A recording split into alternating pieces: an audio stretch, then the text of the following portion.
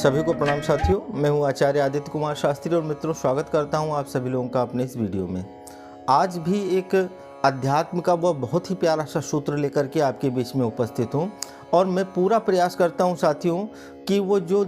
कठिन और जो ऐसे सूत्र हैं कि जिनको समझ पाना हम लोगों के लिए कठिन होता है, उन दिव्य सूत्रों को जो है हम सरलता पूर्वक अपने जीवन में कैसे लागू कर सकते हैं, इस पे हमने पूरा प्रयास किया है कि आप लोगों तक उसको अति सरल करके आप तक उपस्थित करने का प्रयास करें। तो आइए अपने विषय पे हम लोग प्रवेश करते हैं। मित्रों, कहते हैं कि परमात्मा भी हम लोगों के साथ में, मनुष्यों के साथ में, इस जीवधारी प्राणियों के साथ में वो किस प्रकार से न्याय करता है, उसे हम लोगों को समझ लेने की ज़रूरत है।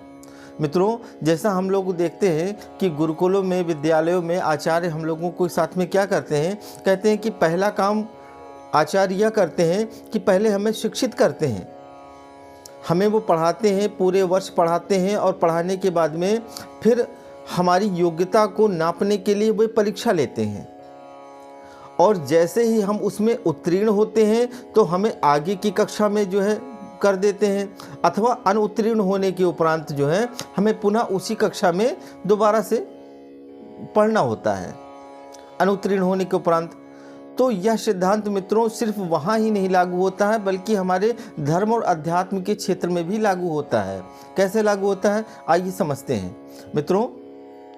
आप देखें तो कहते हैं कि इस परमात्मा ने हम लोगों को दिव्य विभूतियाँ, दिव्य संपदा, अनेकों प्रकार की संभावनाओं के साथ में हमको उपस्थित किया। इस संसार के अंदर हम लोग जो है वो परमात्मा के फेवरेट चाइल्ड के रूप में, उसके सर्वश्रेष्ठ कृति के रूप में मनुष्य को सर्वश्रेष्ठ जो है कह करके पुकारा गया है। धन्यो मनुष्यम देह, यह मनुष्य का देह जो है परम धन्य है और अनेकों इसकी जो है वो बड़ाइयाँ की गई हैं, अनेकों इसकी जो है महिमा वर्णन किया गया है। तो जब इन सारी विभूतियों, योग्यताओं और प्रतिभाओं को देने के बाद में परमात्मा फिर वो हम लोगों को इस धराधाम पे भेजता है और वो परीक्षा करता है कि उस संपदा को हमने किस उपयोग में लिया। उस दैवीय संपदा को, जो विभूति परमात्मा ने हमारे अंतःकरण के रूप में, हमारे विचार के रूप में, हमारे मन चित्त भावनाओं के रूप में हम लोगों को जो वो दिव्य विभूतियाँ उस परमात्मा ने हमें दिया, उसको हम कहाँ उसका उपयोग करते हैं, किस ओर लगाते हैं। क्या हमने वो जो पूंजी, जिस पूंजी को, जिस संपदा को परमात्मा ने दे करके हमें विदा किया था, क्या हमने उसके अच्छे पुत्र होने के नाते उसकी, उस संपदा की वृद्धि करी? हमारे अंदर उसने आस्था, विश्वास जैसे जो है और अनेकों प्रकार की विभूतियाँ दी हमारे अंतःकरण में, उनको हमने अपने भावनाओं को क्या उच्चतम श्रेष्ठतम शिखर पे ले जाकर के स्थापित किया? क्या हमारे मन के उस मन क्षेत्र को हमने उच्च शिखर पे ले जाकर के स्थापित किया? क्या हमने अपने बौद्धिक कौशल्य को ले जाकर के उस दिव्य ऊंचाई पे स्थापित किया? मित्रों, जिस पूंजी को, जिस संपदा को, जिस जखीरे को लेकर के हम लोग यहाँ श्रेष्ठ कहलाते हैं और उसको हमने उसकी वृद्धि किया अथवा उसको सतमार्ग के प्रयोजन में उसको हमने लगाया, उसको बोया, कितना हमने उसे खर्च किया और किस उद्देश्य और किस स्थान पे, इस बात का बड़ा मूल्य है। मित्रों, यह बात कहने में, देखने में और सुनने में, समझने में हमको थोड़ा सा ऐसा लगे कि ये शायद कोई ऐसी बातें हैं, किंतु मित्रों ठीक उस प्रकार से जिस प्रकार कोई पिता अपने पुत्र को जो है वो एक संपत्ति का टुकड़ा दे करके और कहे कि बेटा मैं तुम्हें यहाँ से विदा करता हूँ, अब आप इससे अपने जीवन का जो है यापन करो, इसे आप आगे बढ़ाओ, श्रेष्ठ जो है जगह पे लगाओ, इसकी उन्नति करो। उस परमात्मा ने भी मित्रों हम लोगों को यह मानो जैसा दिव्य देह दे करके, वह विभूति, वह विवेक, वो ज्ञान, वो अंतःकरण, वो सारी चीज़ें हम लोगों को दे करके उसने जो है विदा किया। अब हमने क्या किया कि उस पिता के पुत्र की तरह हम लोगों ने यदि उस परमात्मा की दी हुई संपत्ति को यदि हमने जो है व्यसन में, दुर्गुणों में, दुर्भावनाओं में अगर हमने जो है लिप्त होकर के यदि उसका व्यय कर दिया मित्रों,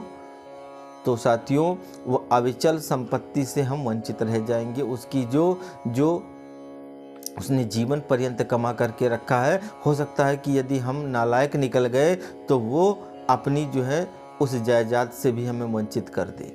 मित्रों ठीक यही बात हमारे यहाँ आचार्यों के द्वारा भी यही बात होती है कि मित्रों वह पूरे वर्ष पढ़ाने के बाद में आचार्य हमारी जो है परीक्षा लेते हैं, और परीक्षा में यदि अनुत्तीर्ण हो जाते हैं मित्रों, हम फेल हो जाते हैं, तो क्या करता है वो हमें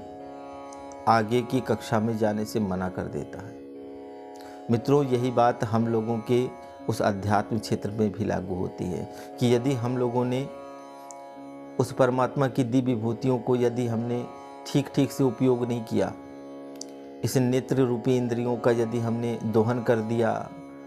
यदि इस बुद्धि को हमने कुमार्ग में लगा दिया, यदि इसको हमने व्यसन में लगा दिया,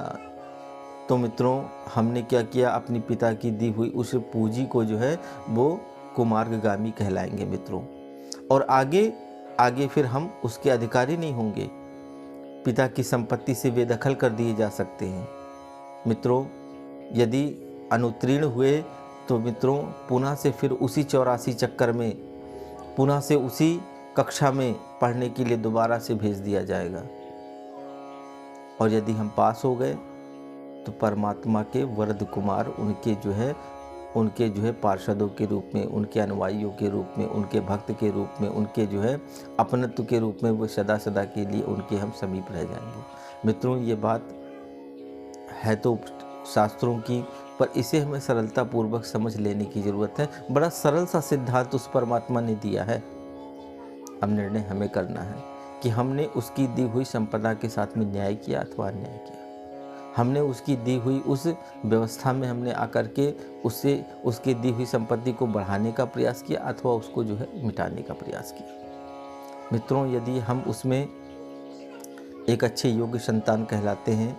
तो उसकी ऐश्वर्य के उसके जो है हम पात्र बन जाते हैं, फिर उसके आनंद के पात्र बन जाते हैं, फिर उसकी जो है हम ऋषित्व हमारे अंदर आ जाता है, हमारे अंदर जो है वो हम भगवत भक्तों में हमारी गिनती होने लग जाती है, हम उसके जो है वो राजकुमार कहलाने लायक हो जाते हैं। मित्रों तो क्यों ना हम एक जो है सतपात्र बन पावें, एक पिता की अच्छी संतान बन पावें, उस परमात्मा के राजकुमार बन पावें जिस उसने उदारता के साथ में हम लोगों को इस धरती पे जन्म दिया है। उसकी दी हुई संपदा को हम क्यों ना और आगे बढ़ाने का प्रयास करें, लोगों को, अपने भाइयों को आगे बढ़ाने का प्रयास करें। यदि इतना छोटा सा प्रयास मित्रों हम कर पाते हैं तो निश्चित मान करके चलें कि हम लोगों की जीवन हमारा सार्थक हो जाएगा और हम लोग उस परमात्मा के जो है वो परम प्रिय हो जाएंगे। तो आशा करता हूँ मित्रों यह विषय जो शास्त्रों का है, पुराणों का विषय है, उस विषय को हमने सार रूप में आप लोगों के बीच में उपस्थित करने का प्रयास किया है। और अगर यह विषय आप लोगों को अच्छा लगे और मेरा ये छोटा सा प्रयास आप लोगों को अच्छा लगे तो इसे अपने सभी इष्ट मित्रों, भाइयों तक इस विषय को पहुंचाएं ताकि उस अध्यात्म के गूढ़ तत्वों को सरलतापूर्वक जान करके, समझ करके अपने जीवन की सार्थकता को हम प्राप्त कर सकें। इसी भाव के साथ में सभी माताओं, बहनों, भाइयों को सादर प्रणाम, अपनी वाणी को भी विराम।